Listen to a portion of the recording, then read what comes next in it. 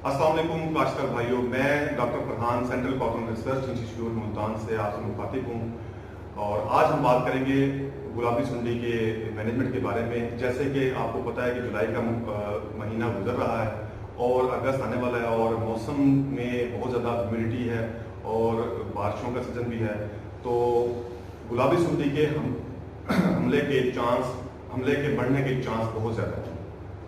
तो मैं आज आपसे बात करता हूं कि कैसे हम इसकी बेहतर निगहदाश्त कर सकते हैं और अपनी प्रोडक्शन को बढ़ा सकते हैं। पहले तो मैं सबसे इम्पोर्टेंट बात जो है किसान भाइयों के लिए कि अपने फील्ड का 2 से 3 बार हफ्ते में ज़रूर विजिट करें, पेस्ट स्काउटिंग करें और जहां आपको नज़र आए जो फ्लावर्स हैं मधानी नुमा नज़र आ रहे हैं तो उनको कलेक्ट करें और उनको डिस्ट्रॉय करें। और इसके सबसे इम्पोर्टेंट बात ETL चेक करना है। आपने कैसे ETL चेक करना है कि आपने 1 एकड़ से 100 बॉल्स कलेक्ट करने हैं, उनको 3 से 4 दिन के लिए किसी जगह पर रख दें कमरे में और फिर उसके बाद उसको डाइसेक्ट करें। और अगर उसमें से 5% आपको पिंक बॉलवर्म के लार्वे नजर आ जाते हैं तो आपने बहुत ज़्यादा विजिलेंट हो जाना है। उसके बाद पेस्ट स्काउटिंग के बाद आपने देख लिया कि अगर पिंक बॉलवर्म का अटैक आना शुरू हो गया है तो फिर आपने फेरोमोन ट्रैप्स जो हैं वो इंस्टॉल करने हैं। हमारी जो रिकमेंडेशंस हैं जो किसान भाइयों की जो हमारी रिकमेंडेशंस हैं वो हैं 8 फेरोमोन ट्रैप्स जो फी एकड़ आप लगाएं। और अगर मॉनिटरिंग की करनी है सिर्फ तो आपने 1 फेरोमोन ट्रैप 5 एकड़ पर इंस्टॉल करना है। तो अगर आपको 3 से 4 परवाने पर ट्रैप नजर आ जाते हैं तो आपने केमिकल की तरफ कंट्रोल की तरफ चले जाना है। तो हमारे जो इदारे की तरफ से जो रिकमेंडेशंस हैं वो है कि एक आपने स्पिंडो राम केमिकल है वो इस्तेमाल करना है। वो 100 मिलीलीटर पर एकड़ के हिसाब से इस्तेमाल करना है। पानी आपने 100 लीटर ही रखना है।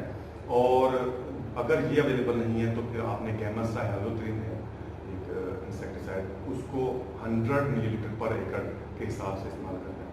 फिर अगर ये भी अवेलेबल नहीं है तो आपने बाइफेंथ्रिन है वो 400 मिलीलीटर पर एकड़ के हिसाब से अप्लाई करना है। इसके अलावा आप ट्राइजोफास भी इस्तेमाल कर सकते हैं 1200 मिलीलीटर पर एकड़ के हिसाब से। अब पिछले दिनों में कुछ सर्वे किया है कॉटन ग्रोइंग एरिया जो मुल्तान के इर्द गिर्द विसिनिटी में जो एरिया है वहाँ का विजिट किया है। तो मैं आपका पर्सनल अपना एक्सपीरियंस आपसे शेयर करता हूँ कि जो हमने विजिट किया है वहाँ पर हमें जो पिंक बॉलवर्म का अटैक है नॉन ट्रिपल जीन और ट्रिपल जीन दोनों में देखने में आया है। हाल तो जो पिंक बॉलवर्म का अटैक है वो नॉन ट्रिपल जीन पे कंपैरेटिवली ट्रिपल जीन के ज्यादा रहा है। ट्रिपल जीन है उसमें जो रेजिस्टेंस जो इन फ्यूचर में डेवलप हो सकती है उसको हम कैसे रोका जा सकता है कि आप जो भी ट्रिपल जीन वैरायटीज हैं उनके साथ कुछ 25% या 30% या 10% आप कुछ पोर्शन थोड़ा सा जो है नॉन ट्रिपल जीन वैरायटीज भी उसके साथ ग्रो करें ताकि जो रेजिस्टेंस है वो हमारी न्यू टेक्नोलॉजी न्यू वैरायटीज जो ट्रिपल जीन्स की आ रही हैं उनमें उसकी रेजिस्टेंस डेवलप ना हो।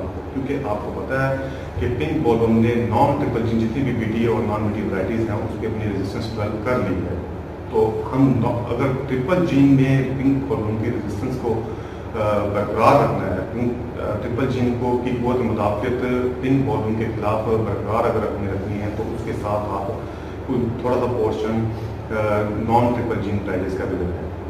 फिर एक और बात जो समझ ज़्यादा देखने में आई है कि जो कन्फ्यूजन का बायस बन रही है रॉटनिंग में थोड़ा सा मसला आ रहा है।